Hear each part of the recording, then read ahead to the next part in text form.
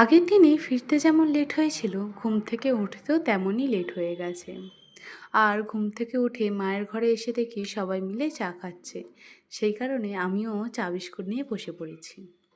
খাওয়া দাওয়া করে আমরা সবাই রেডি হয়ে নিচ্ছি সমুদ্রে স্নান করতে যাব বলে। কারণ আগের দিনে এত জলোচ্ছ্বাস ছিল যে আমরা সেখানে নামতেই পারিনি। সেই কারণে আজকে সকাল সকাল একেবারে রেডি হয়ে চলে গেছি স্নান করতে। ওখান থেকে ফিরে সবাই ফ্রেশ হয়ে একটু টিফিন করে নিয়েই রেডি হয়ে নিচ্ছে ঘুরতে বেরোবো বলে।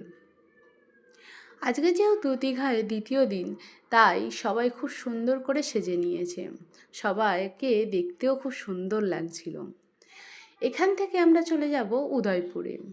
উদয়পুরে দেখার মতো কিছু নেই, কিন্তু ওখানে সমুদ্রের জলের মধ্যে বসে মাছ ভাজা খাওয়ার মজাটাই আলাদা। আর সেই কারণে আমরা প্রত্যেকবারই ওখানে চলে যাই। মাছ ভাজা খাওয়ার পরে আমরা সবাই মিলে একটু ভিডিও রিল করতে গিয়ে সবাই প্রায় ভিজেই গেছি একেবারে। এরপরে আরও অনেক কিছু ঘটেছে, সেগুলো পরের ভিডিওতে আসে। এখনকার মতো টাটা।